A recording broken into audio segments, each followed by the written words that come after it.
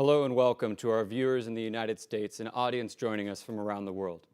I'm Reed Blakemore, Deputy Director of the Atlantic Council's Global Energy Center, and it's my pleasure to welcome you to this conversation on the way forward for U.S. cooperation with allies on the global green economy. Before I begin, I'd like to first thank the Atlantic Council's Global China Hub and its Scowcroft Center for Strategy and Security for co-hosting and organizing this event. It's an extraordinary time at the intersection of geopolitics and energy. The consequences of Russia's invasion of Ukraine throughout energy markets has underscored the importance of energy security, as well as the importance of resilient energy value chains.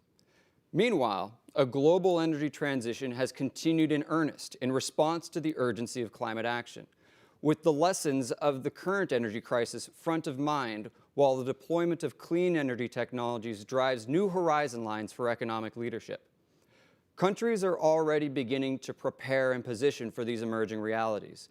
In the United States, the landmark U.S. Inflation Reduction Act, or IRA, aims to spur U.S. development of clean energy and electric vehicles and ensure that no single actor dominates future energy supply chains.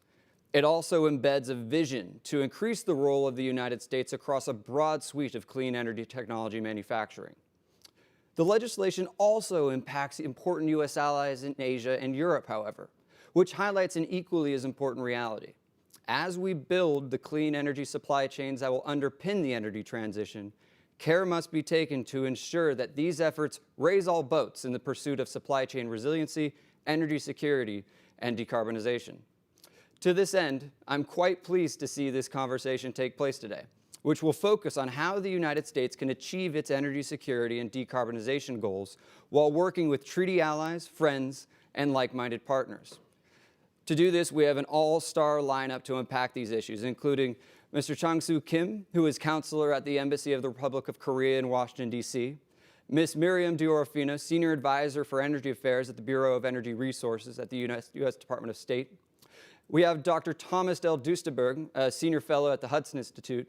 And finally, this important discussion will be moderated by Dr. Kash Ara, a non-resident senior fellow in the Atlantic Council's Global China Hub. And previously, Kash served as senior advisor on strategic engagement at the United States Agency for International Development. Kash, I'm really excited to see this discussion take place, and I'll turn it over to you to kick us off. Well, thank you very much, and good morning. Thank you for the panelists to be here. Just following up on what Reed said,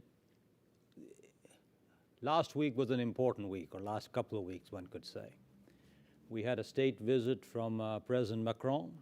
I think the headlines were a lot to do with the IRA and the subsidies, and President Macron was not shy about letting his points of view be known. After that, President Biden was in Arizona, inaugurating a huge investment from TSMC for semiconductors. I was there with the head of TSMC and also of Intel and Apple, the two big users. And it was initially a $20 billion investment that got into a $40 billion investment. So that was a big news. We just had news this morning about new technology on fusion, and perhaps that may be a way to go for more clean power. And tomorrow, we're going to be having the U.S.-Africa Summit starting here for 3 days. So that'll happen from tomorrow to Friday. So interesting week to talk about geoeconomics, geopolitics, and in particular, you've seen in this era, how do countries both secure their own economic security through industrial policies, and how do they work with their allies in doing so? It's something that I think all of us are kind of relearning. So it'd be good to get a perspective, and then we can have a conversation. So let me start with you, Miriam. You are, as I was mentioning all this, you're a senior advisor in the state's Energy Bureau, and you've been engaged in these conversations. It'd be good to hear from your perspective how to strike this balance. Over to you. Sure. Well, thank you so much for having me. Thank you to Atlantic Council. We have a great partnership with Atlantic Council. Our Assistant Secretary for Energy Resources, Ambassador Jeff Pyatt, was just here yesterday promoting the Africa Leaders Summit. And I was just on the phone with Atlantic Council yesterday planning the Global Energy Forum in Abu Dhabi next month. So lots of points of great partnership here, and Atlantic Council's leadership is absolutely inspiring. I think Reed stole a lot of my thunder, actually, in his opening remarks. We find ourselves at an unprecedented moment of two big transitions this year in 2020 alone. And what are those two transitions? One, it's the global clean energy transition. That's something that's been in the works before, but really in earnest, it's taking off. And it's been accelerated to a degree that we didn't anticipate. Why? Because of Russia's invasion against Ukraine. Russia's invasion of Ukraine, I think, opened our eyes in a new way, with new urgency, about the importance of energy security and energy diversity. You can't have energy security without diverse energy sources and energy supply chains.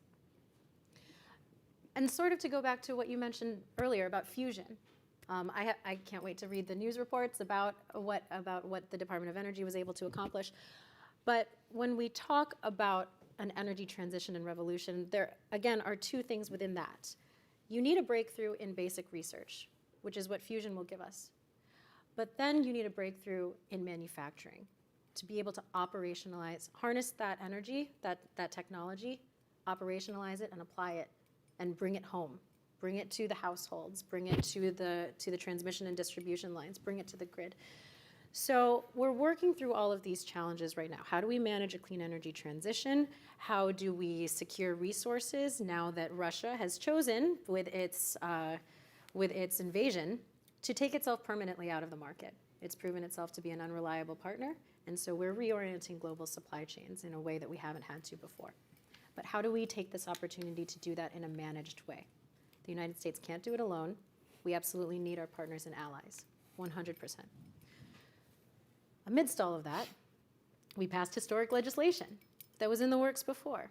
And maybe the invasion of Ukraine has resulted in pulling forward that legislation before, because of the new climate imperative to diversify away from traditional fuels that the market for which Russia dominates quite a bit. So we have this piece of historic legislation, the IRA, Inflation Reduction Act, 370, so give or take, $1 billion of investment in energy at home and in partnership with our allies and like-mindeds. We've seen all the reports. We've seen Rhodium and we've seen Atlantic Council make all of these estimates about exactly how that's going to accelerate, further investment. We don't actually know how much.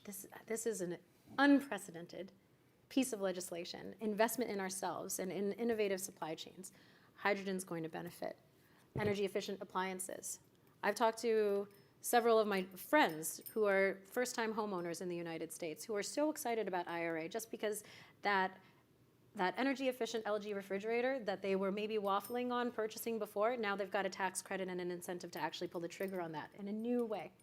So I think we need to focus on the micro gains as well as the macro gains.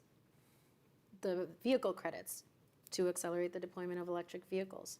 The kind of new awareness that the IRA is pushing on companies to be intentional about where they source, to identify and diversify away from choke points in the supply chain where they have a single point of reliance, and to work together to intentionally balance what the United States industrial policy looks like now, what our subsidies look like, what our intentions and trajectory looks like, and balance against what are all of our partners also simultaneously trying to accomplish with their own individual transitions. Because we're all moving towards the same goal here. We're all moving towards a low carbon or net zero future, what we would like to see. How do we do that together? So I don't want to pretend to have all the answers, but I want to assure everyone that we're thinking very seriously about it. Okay. Well, thanks a lot for that opening comment. And I think as we go back, perhaps we can dig in a little bit. For those of us who've been a little bit longer in this sort of trade world that for the last 40, 50 years, that's the kind of discussions we used to hear from the agriculture minister. Food security to the people, have it really well done, healthy people, subsidies are important at the home. This is what Europeans said, this is what we said.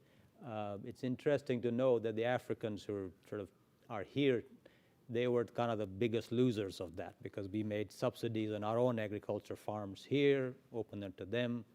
So we're having a similar discussion today about climate and green energy and green subsidies.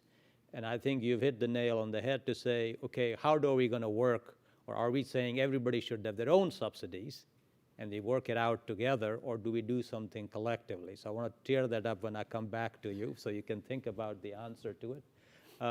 Let me go over to you, Changshu. I think really I appreciate here, South Korea has been an extraordinary partner of the United States. It's been a great success story of partnership and development over the last 50, 70 years, in fact.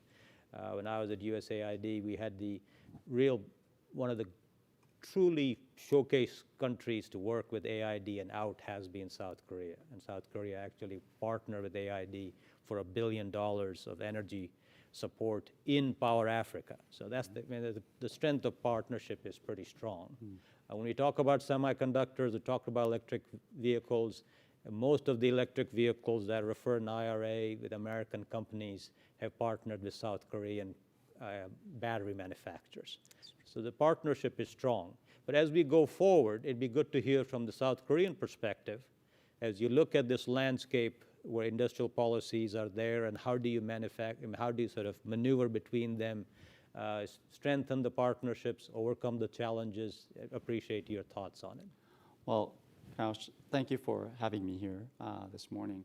As I hear Miriam comment, I cannot but agree that there is a trend towards energy transition in this world. And despite the fact that there's a conflict in Ukraine, I think everybody's trying to figure out how best to cope with our energy security. And Korea is there along that trend as well. One important thing that we need to understand is that in the process of pursuing energy transition, we need to have a very clear policy direction. And I think the Korean government and the US government is showing that, that commitment towards the long-term goal, towards 2050, toward the midterm goal, if you will say, towards 2030. Under that framework, with that commitment to address climate change issues, to pursue green economy, I think we have to look more into how we will do that with our allies and other countries around the world. We are very happy that the US pursued the IRA and joined and sent that very clear message to the world that US is going to invest in clean energy and electric vehicles and whatnot. At the same time, we all know that there are some challenges for allies within that bill. There will also be opportunities for us as well. And when it comes to those challenging aspects, the Korean government is in discussion with the US on all levels, with the administration, with Congress. It's not only our government, it's our National Assembly, it's our stakeholders. They're out there talking with US counterparts. So we're hoping that we will be able to work together on that front. But as I noted before, there are opportunities as well. And we need to look at this bill from a holistic view and try to balance what the challenges are and what the opportunities are, and try to figure out how to best resolve this matter. One thing I do want to add is that there are numerous other areas that we can collaborate with the US. We're talking about technology, innovative ideas, research and development, just to promote the industry, just to nurture the industry and grow it through our relationship with the US. And that is, we're not just focusing on bilateral relationship. We can also work in third countries as well. We can join forces and go into South Asia and try to figure out how to work with them. We can work in Africa, we can work in the Pacific. South America is an area that we were collaborating in. So in all parts of the world, there is a lot of opportunity out there that Korea and the US can work together. And Yeah, that's what I can say at the moment. Oh, thank you very much. Tom, you've been an extraordinary sort of thought leader on this topic for quite some time. Last week, when we had the IRA come, Macron's visit, there was a rather sort of stern editorial by Wall Street Journal going at it and saying this is a blatant protective measures, and made an argument both on economic inefficiency and the idea of relentless diplomacy and how well it would act. And even a sort of mainstream person like Fareed Zakaria spent his Sunday morning opening monologue on this particular topic, on how U.S. should not take Europe for granted, and maybe causing phrase where phrase didn't have to be. So within that kind of context, it'd be good to hear from you both, whatever you may want to say, but issues of industrial policy, the economic efficiency, the impactfulness of them historically, and then how best you can kind of work with that with allies as you go forward, if you're asking every ally to have its own industrial policy. Over to you, Tom. Okay, gosh, thanks, and thanks to the Atlantic Council for having me here today and with this distinguished group.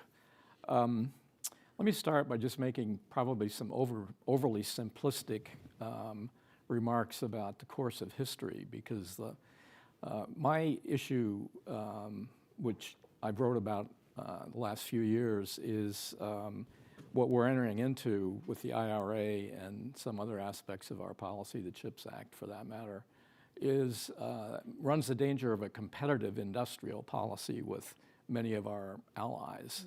And I'll go a little bit more into that. But the last time we tried this on a sort of a global scale was in the 1930s, when we had the Japanese East Asian prosperity sphere. The Germans were trying to carve out a central Eurasian space for not only Lebensraum, but also for natural resources. And the United States, of course, with the Smoot-Hawley Act and other aspects of policy, also was thinking about sort of a form of autarky. So that didn't end up very well, as we know from the 1940s.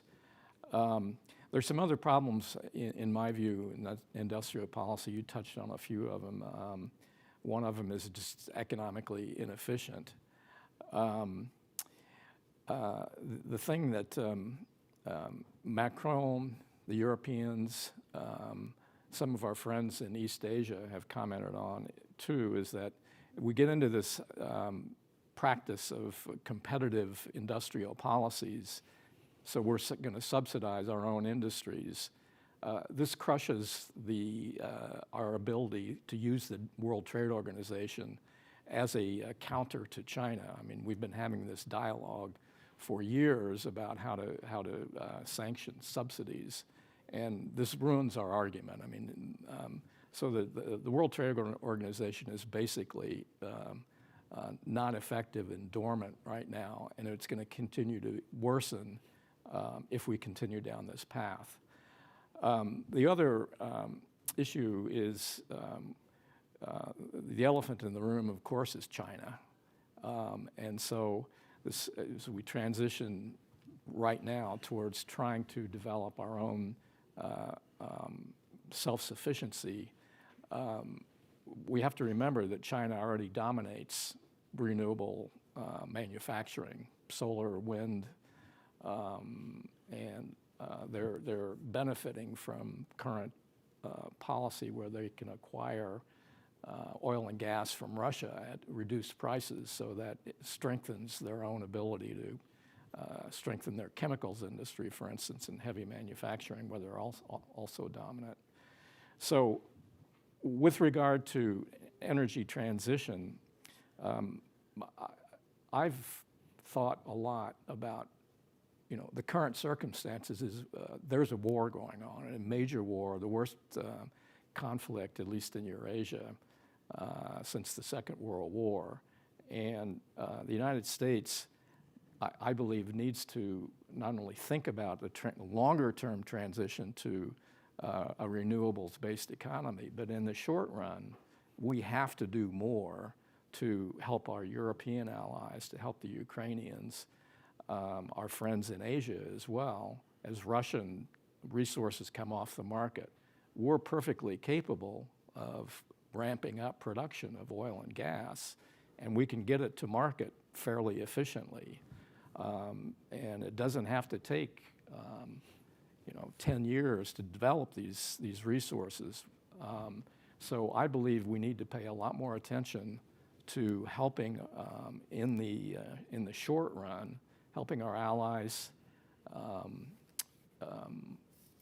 meet their near-term energy needs.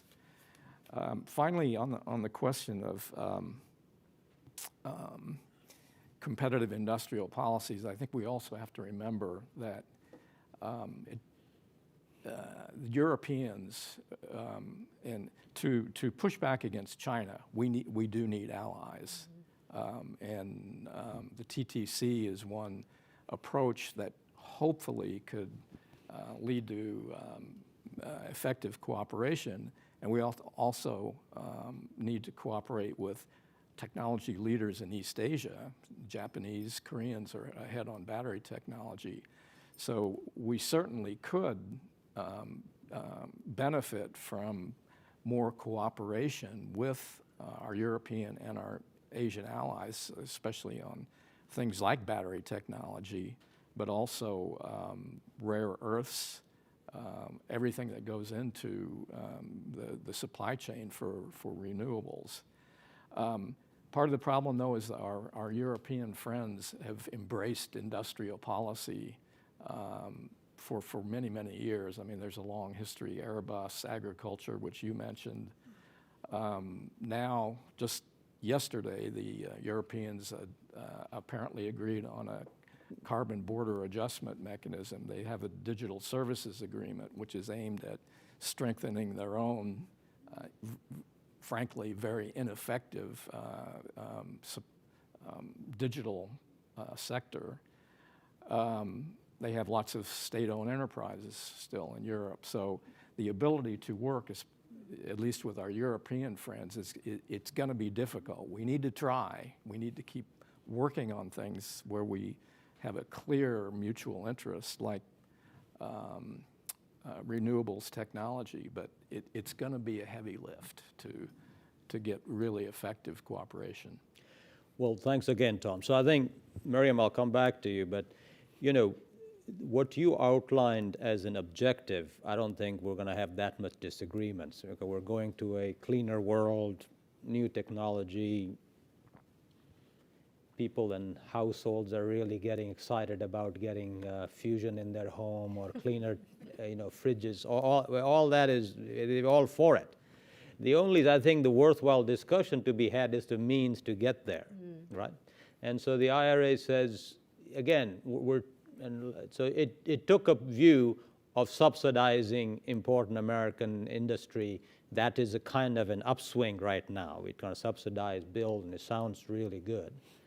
Now, the interesting element is there's nothing new about it. Historically, we've gone through iterations of it, like Tom mentioned. So I think it'd be good to get at least some baseline facts. One, all of our allies also do industrial policy. We ain't the only one. In fact, we are on the lower scale of it. So most of our allies, subsidies, Europeans, our South Korean friends, they have the CSIS report and others. You can, depend on how the assumptions were made. But anyway, and so America has been actually in the lead to say, let's all of you guys get your subsidies down so that we can have more efficient trade. And so that has been our mantra for the last 40, 50 years. And so now we're going to talk to them and say, no, you got to do it, but we're going to get into industrial policy as well. So how effectiveness of this discussion. And so that's one thing. Second, just to historically put it, because Tom raised it and it's worthwhile, because the other interesting discussion topics which we are always talking about is supply chains. We don't like to talk about trade, but we like about supply chains, and we want resilient supply chains, and we want onshoring, nearshoring, friendshoring.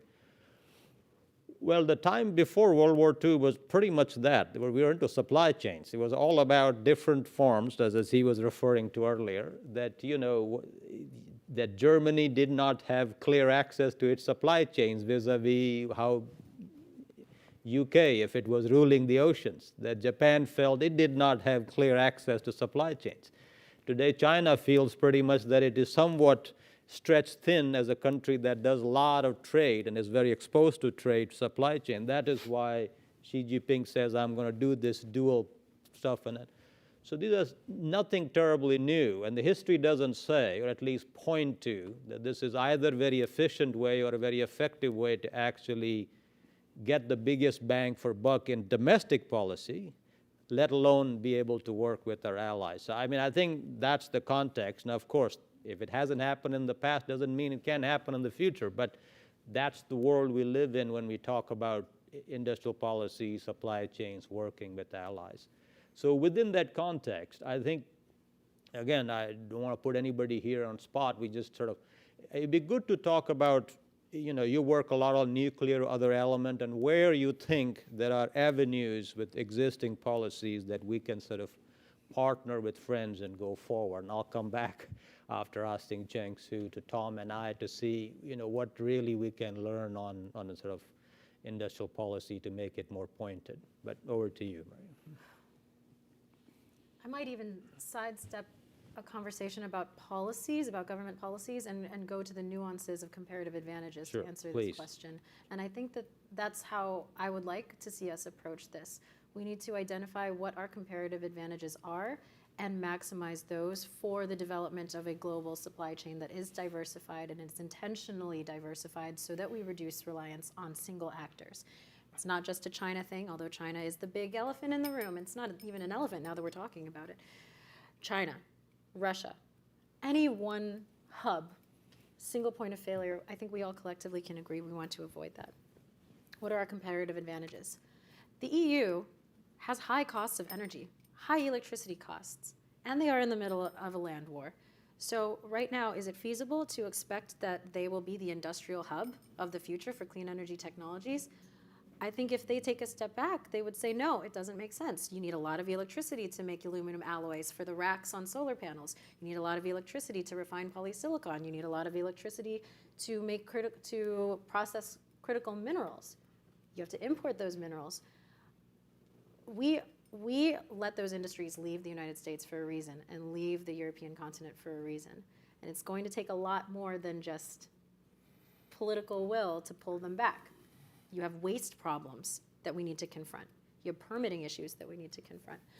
So I think that those are challenges that Europe will have to acutely balance in the near term, especially as energy prices continue to rise with the war in Ukraine.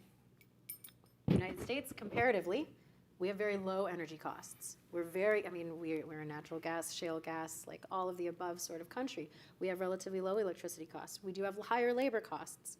So we have to balance that. But when you look at, for comparison, the price to manufacture a solar panel in the United States versus Germany versus South Korea versus China versus India, the United States is actually competitive because our energy prices are so low. Even though our labor is high, because the cost of energy is so much higher in the ROK and EU.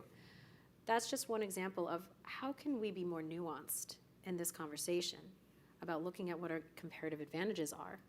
There don't have to be losers across the board, and then one winner being the United States with the IRA. That's not it. As you mentioned, we're late to the game. This is unprecedented because we haven't done this before, $370 billion in clean energy. So that is where I think the conversation needs to go. ROK, especially as a leader in East Asia, we rely on that partnership. And I love what you said about partnering in third countries in South Asia, Southeast Asia. If that's an invitation for us to go to Indonesia, let's go and figure out what we can do there. But absolutely, we need to rely on regional hubs because also, the energy transition is not going to be one size fits all. Every country will need to develop an energy system mix and pathway that's suitable to their own individual conditions. It would be presumptuous of us to impose a United States plan on Brunei or Japan or any one of the Pacific Islands.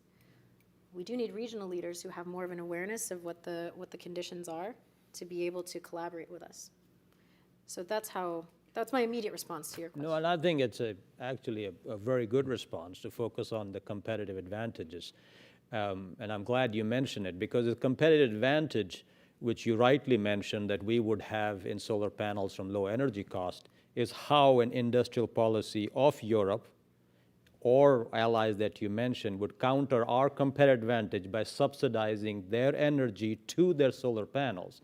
And that is what we are doing right now in some way, is that in the under 50,000 electric vehicles, Koreans have a competitive advantage. So then we are subsidizing made here to undercut their competitive advantage in this case. So I think your point about competitive advantage, which is absolutely right, which is sort of natural inclination and iteration of why we wanted to get away from subsidies so that you can play, because the way you counter each other's competitive advantage is by subsidizing. But and I think also the point, and I'll come back to you, something that Tom mentioned about energy transition. We can only get to energy transition by first ensuring energy security. We can rhetorically talk about energy transition after I get the lights on. It'd be difficult to make the case, I need to have a cleaner light before I can turn the. So this idea of supporting the energy needs today of Europe, which are largely fossil fueled in the immediate nature, and including of Asia, while we talk about it, I think is an important point. I'll come back to it. I'll give you time just on talking Tom's point. In today's Washington Post, you have administration officials criticizing and calling the shale industry in America un-American for not ramping up enough production to meet the Europeans. So there's more than just one element in this. So I think both, as you said, not just political will, but economics will play a role in it. But I'll come back to it. I think from your perspective, I think I'd like you to sort of talk about the competitive advantage point that Miriam mentioned, and South Korea, how it sees it working with that part. Well, just going back to the general trend of the world, pursuing energy transition and trying to secure energy security.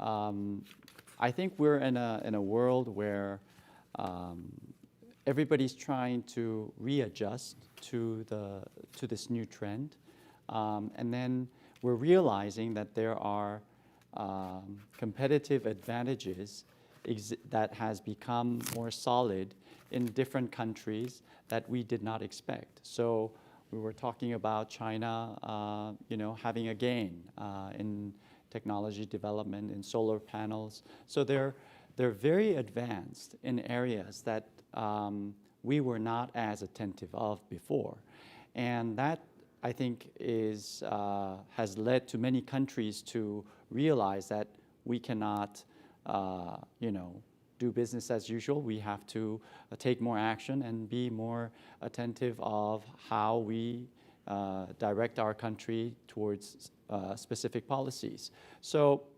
I think we're at that stage, overcoming COVID and getting back on our feet, and we realize that we're in a different world with energy security becoming very important, and then we have this renewable technologies that's also becoming more valuable to survive. So in the midst of all this, I think the U.S. is coming up with different legislations and policies to address these issues, and Korea is also trying to work with our allies to overcome our domestic priorities as well. But all in all, I think it comes down to the fact that these issues cannot be addressed alone. We need to work together. We need to seek for very specific tasks on different fronts, and hopefully that's something that we can do in the days ahead. And I will just note, Please. The United States has more than doubled our liquefied natural gas exports to Europe this year. So in response to your statement, I mean, it's un-American to not help. We are helping. And we face criticism on the other side. The United States is increasing natural gas on the market. I thought that you cared about decarbonization. That's right. We are trying to balance as best as possible, and at least we can, the United States has demonstrated that we care about decarbonization and we can control our emissions. And so that's what we're trying to do. No, hey, when you get up high, you get blamed for doing it, blamed for not doing it. That's been America's sort of rubric throughout whenever we've been the so-called leader of free world.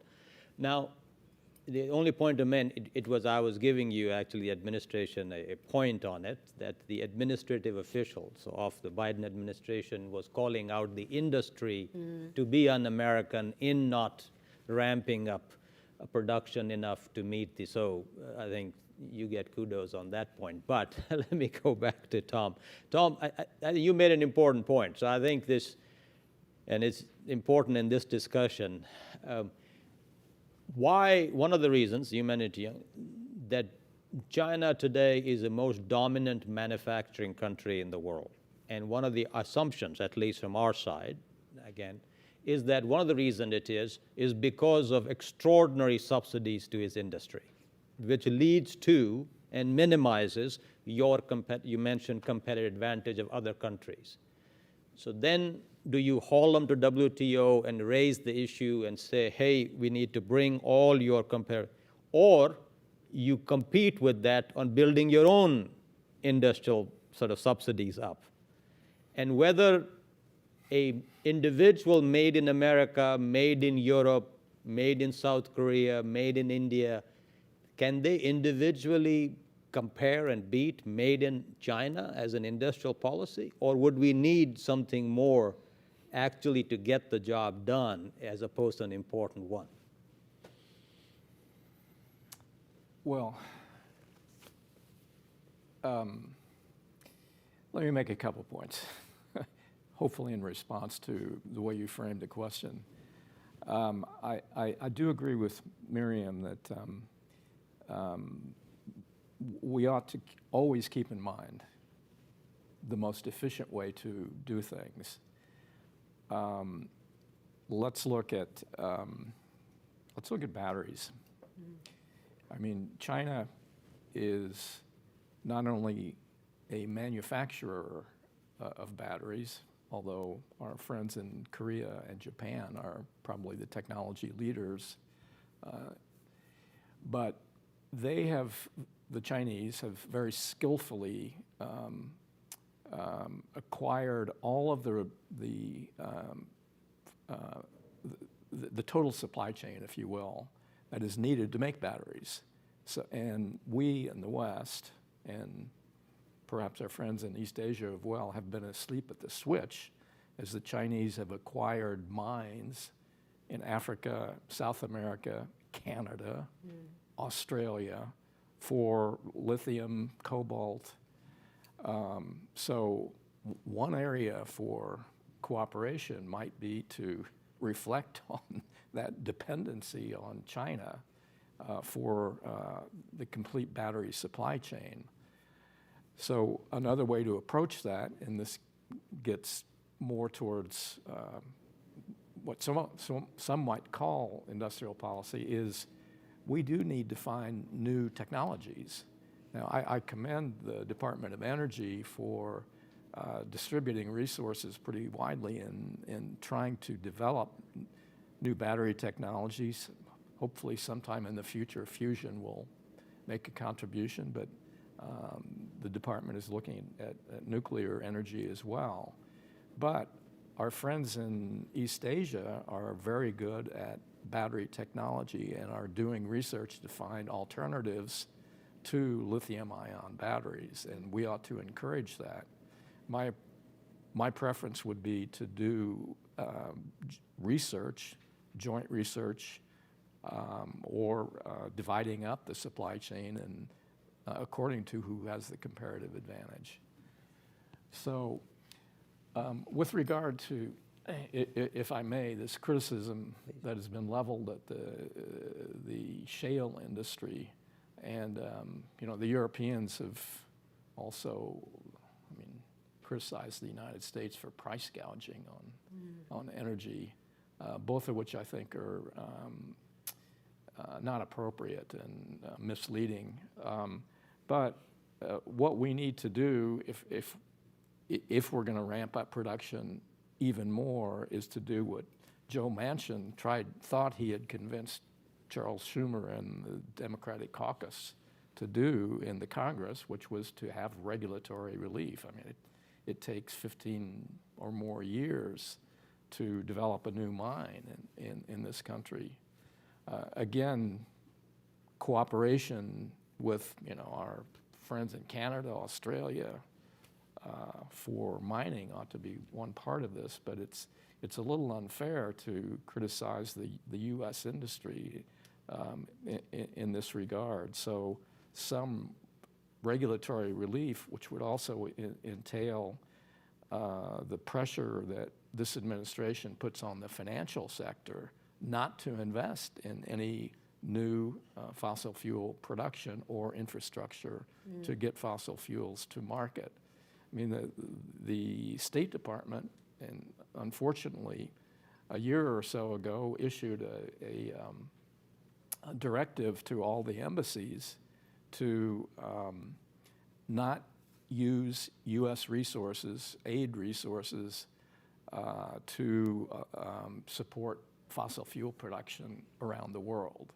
I mean, this is emblematic, I think, of what the administration is trying to do. So there's a little bit of a contradiction in the policy, which I think we need to think about trying to find a way around. So let me move on to more constructive stuff in the last half of this discussion, I think, as way forward. But both sides, it's a bipartisan problem of sort of looking at issues economically in different ways. Certainly, one could argue that probably the worst economic strategic mistake made in Trump administration was probably to walk away from TPP. And I urge people to look at an outstanding report that was just launched yesterday by the Asia Policy Center, by Wendy Cutler, and by Cleet Williams of re-engaging in TPP. So that's one aspect of it. But the other element is quite true. I mean, this particular administration coming in, taking a point of view on fossil fuel before the Ukraine war and then have to readjust. I mean, we had funding for the East Med pipeline, which was sort of put in place, would have been very useful now. Just to make another point on that issue, back in Obama administration, we took a similar stance. And in Pakistan, when Pakistan would come to us and say, we're doing a coal fire plant, can we tell us how to get it right? The Chinese are funding it. And we said, we cannot talk about it. And so you have all these sort of multiple effects. But the two things which both you mentioned, TTC, and I think with South Korea, when you look at industrial policy where it has been effective, even though not terribly efficient, really effective, is in boosting resources for R&D. Okay. And I think that's a good chunk of that. I think that's an argument you can make historically as well. During the Cold War and other times, the amount of money that went into our labs, especially energy labs, the great amount of work that came up not only for defense but civilian issues. The fusion, just this talked about fusion today, is from Lawrence Livermore lab next to. So let's talk about partnership in R&D and standards, and an important element of new technology, not just on subsidizing the manufacturing. And I know, Miriam, you're kind of the resident expert on nuclear stuff in your office. That's especially the small modular, and I think creating the infrastructure for it. I think any of these, but the R&D would be great to hear how we're working together, both on the clean energy side, the infrastructure, the supply chain, and how we can do that better with our allies. Oh, well, that's very generous of you to call me the resident expert. I just repeat what the experts tell me. But, I did spend 7 years of my life in the Department of Energy's National Nuclear Security Administration. So I learned a lot about the mechanics of standing up a safe and secure supply chain for nuclear. And it really, in this day and age, is going to be global in nature. It's going to have to be, especially when we look at the major demand centers for energy. energy demand is happening in Asia. It is happening in Asia. Right now we're focused on Europe because we have a crisis. But European energy demand was stagnating before. So we want to take advantage of the supplemental funding and the opportunity to modernize and reconstruct Ukraine right now to develop supply chains that will be modernized for the 21st century for clean energy supply chains. So we want to take lessons learned from there and export them around the world. Europe and Eastern Europe in particular, they are going to help us with the future of small modular reactor deployment. We've got projects announced in Romania. We've got agreements announced in Poland. These are great and these are fantastic steps in the right direction. They need to come to fruition. And it's going to come through a convergence of multiple things. You need political will. You need multi-decadal commitment to building up the supply chains, and you also need cooperation from all of the players in this sphere. Japan has a lot of fuel, for example, that they haven't been able to use since they shut down nuclear fuel. Yeah. That they haven't been able to use all of. They've been stockpiling because their domestic nuclear program shut down after Fukushima. They have excess nuclear fuel for their civilian reactor program. How can we leverage that? Right. Russia has 46% of the enriched uranium global market right now for civil nuclear fuel. We need to move away from that, permanently away from that. You don't just build up new centrifuges overnight for proliferation and safeguard concerns. Who has the expertise to do that? And it's really, I don't need one full hand to count how many suppliers there are. So we need to send a long-term demand signal, both from a political perspective and a financial perspective. ROK is going to have a huge role in that. ROK has you've built some of the only reactors in the 21st century. You have construction expertise that U.S. companies don't have. Europe has a new demand, an imperative for baseload power, zero carbon baseload power. We have U.S. nuclear technology. This is a perfect example of what a global partnership looks like on the way forward for global green economies. So I would love to see that happen. Another forum where I think that is ripe for global partnership is critical minerals, as you mentioned before. Critical minerals, Australia, you're limited in where they are. Australia, South America, DRC, cobalt, Canada. We can't just create minerals in the United States. We have to rely on partnerships. We have to rely on ROK investment and your companies. We have to rely on offtake agreements for European companies as well. When we think of the geopolitics of clean energy transition, it gets overwhelming. But when we whittle it down to individual technologies, and we can take baby steps, and we can all appreciate what each other has to give when we drill down to the particulars. I think it's important what you say. So if it really, the two shocks that make the economic policies real one was the war in Ukraine, the second was the COVID shutdowns in China. That would joggle the business mind to rethink about this. If you're in Europe now, pretty much everybody starts the speech by saying we should never have been dependent on one country for energy. It was a mistake. We need to move away, and we're going to move away by doing green energy. And the green energy side of it, they'd be dependent to 70 and 90% for parts from China. So it's an interesting point that is being made without sort of necessary issues of how that's going to be accounted for. So I think the issue what you're mentioning, it's a very useful discussion to have, is to say, okay, fossil fuel diversity, great. Renewable, how best we're going to do diversity within that. And therein the nuclear plays an important part. When we tried to walk out of nuclear, that didn't stop nuclear industry. In fact, the 107, when I was there, 3-4 years, 107 new nuclear projects, 77 of them were Chinese or Russian. So us walking out of it doesn't mean the industry goes away. So you had to sort of engage in that as well. So within that perspective, Miriam has really laid out some very fertile areas for collaboration. It'd be great to hear from the Korean perspective on that.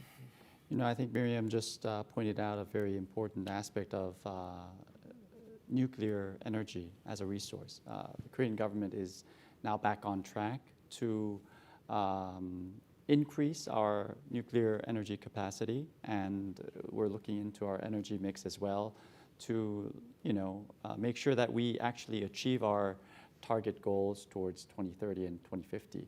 And that means allocating more in a balanced way our renewables and nuclear and coal and gas resources.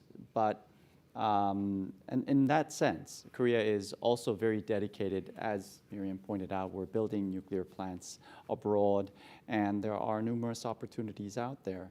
And I think it's important for like-minded countries to look at nuclear energy and building nuclear plants in a more strategic manner. I think there is a lot of opportunity out there, and opportunities to collaborate and work together. But there are also challenges that I will not go into detail today that we need to overcome. And I think there needs to be a political will to think strategically on this issue so that we can resolve whatever small issues that we may have underlying. And I think that applies for, I was mentioning that we wake up after COVID and realize that the global renewable market and supply chain is dominated by, other countries out there. And we need to figure out how to take those little steps, develop technology that we can overcome the current challenges with something that we are not aware of as of today. But I think that can be done. We have our competitive advantages in different areas, and we will have to work together. Over to you, Tom. I think it'd be great to hear from you if one or two or three things that you think in this sort of advent of an industrial policy sort of era, so to speak, how best countries can learn from history and sort of correct both on efficiency and on diplomatic sort of partnership. Okay, let me first say I'm 100% in agreement with Miriam on the nuclear side. I think it has to play a role going forward. I think there is a huge scope for joint work with our friends. One area that's interesting to me, where actually the Department of Defense is, I think, playing a role, is in processing technology. We have a problem in the United States not only with mining for uranium, but also our processing facilities have deteriorated. Let's put it that way. And there's opportunity, I think, to work on that. The Defense Department in the area of critical minerals has actually supported research on processing of rare earths that involve Australian companies, which I think is a positive thing. Perhaps we could think about that in the nuclear arena as well. The only other thing I would note from maybe a historical perspective is it's taken a long time to undermine political support, popular support for nuclear energy. And it's going to be a heavy lift to turn around public opinion. But, even now, taking advantage of current circumstances, the Japanese have decided to turn back on. You know better than I, probably 11 out of the 17 facilities that they had shut down. The Germans reluctantly, but pragmatically, are keeping some nuclear capacity going. And we talk a lot, as I'm sure you at the Atlantic Council do, with German think tanks and politicians who come through town.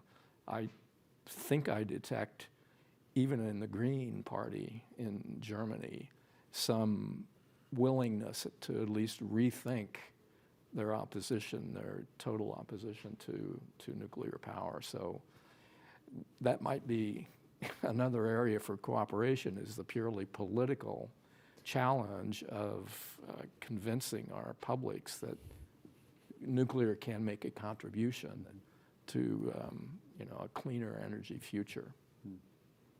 Okay, well, thanks. We got 5 minutes. I'll go around quickly for last any concluding thoughts that people may have. But it's important to make a point, as I think the topic says. One, that yes, IRA has got the headline, but America is not in the sort of lead, but actually a big laggard when industrial policy comes, even with our allies. I think it's important. And if that is, people are confused about that. Even right now, the biggest sort of discord that's going on between Germany and France relates to whether a natural gas pipeline can go all the way from France to Germany. Okay, so there are many industrial policy issues out there. There are rich. But if we're going to be the exceptional and the indispensable nation, then we are held to exceptional standards, not to normal kind of stuff, and especially leading the countries, which we are trying to do, in coming up with a new sort of economic framework which is more resilient, which is more diversified, which is less dependent on one or two countries that do not share the same sort of either geopolitical or individual rights or a commitment to rule-based order. So I think that's what America is trying to do. And we're learning our way through it. And we'll have to sort of learn and say whether subsidizing and undercutting our allies' competitive advantage is the right way to do it, or collectively we try to leverage our collective comparative and competitive advantage. They're slightly different things. There's a question here, but I didn't want this to be an economic lecture to get into that too detail as to what those are. But I think, so that is an issue which Atlantic Council and others will discuss as we go forward. And I think it's a good telltale stuff that, when you say we cannot be dependent on one country, well, the world is dependent on America when it comes to cloud, when it comes to internet, when it comes to financial services. We are that one country that dominates it. But the importance of why it should be less concerning is because of the transparency, because of the economic policies, because of the economic responsibility of America. And so I think we cannot sort of speak of two sides of our mouth. We do make domestic issues and domestic policies like IRA and others, but at least be aware of our feature and how we are perceived so that we can chew gum and walk at the same time as we go forward. So I think interesting line of discussion will continue. I'm going to quickly go forward and have any concluding thoughts that you may have on that, and we'll wrap up and go for lunch. So, Miriam, thanks again for being here, and then appreciate your points, but you have any concluding thoughts, please go right ahead. I'll leave you with a brief case study demonstrating how the United States cannot do this alone. We will lead, we want to lead, we don't want to, and we are not a sole leader anymore. That's what the Biden administration came in. They came in saying we're back in international forums. We have a solar deployment target in the United States of reaching 1,000 gigawatts by 2035 in order to stay on our Paris Climate Agreement targets. We manufacture less than 25 gigawatts right now in the United States. Right. We set a goal. We have a goal of manufacturing up to 50 gigawatts of solar power by 2030, which is a very different number than 1,000. We are going to have to rely on imports. We are going to have to rely on our partners and allies, like-mindeds, who agree to the same efficiencies, the same transparency standards, labor standards that we want to see in the world. So we need to make sure that the clean energy transition happens, but in a sustainable and safe way. Thanks. Shang-Chi. Well, I'll be very brief. Korea aspires to contribute to the global community on issues of common concern. And we're ready to contribute. We are ready to work together with our allies and our friends. And, I think we need to think strategically on how we will overcome the challenges that we face in today's world. Very quickly, I think this discussion has demonstrated, I think, that cooperation is economically the efficient way to meet the China challenge. And in order to, the China challenge that we face is the biggest challenge both economically and politically, that we have faced really in the last 100 years. And we are not going to be able to meet that challenge alone, either economically or politically. So that argues for as much cooperation as possible. The other thing I would note, since we started on industrial policy, is I think from a historical perspective, one of the great things that the post-war generation in the United States did was set up the National Science Foundation, and the research establishment of the United States now includes your former employer, the Department of Energy. But I think the endless frontier idea, which focused on research and development, not necessarily on manufacturing capacity, but had that in the back of the mind. But that's the most efficient way to achieve the goals we want to achieve, is to make sure that our research capabilities are world-leading. It's a great point to end. Thank you very much for the panel. Appreciate it. Thanks for joining us. Thanks for the team. Thank you very much. That concludes our session today. Okay, we're done.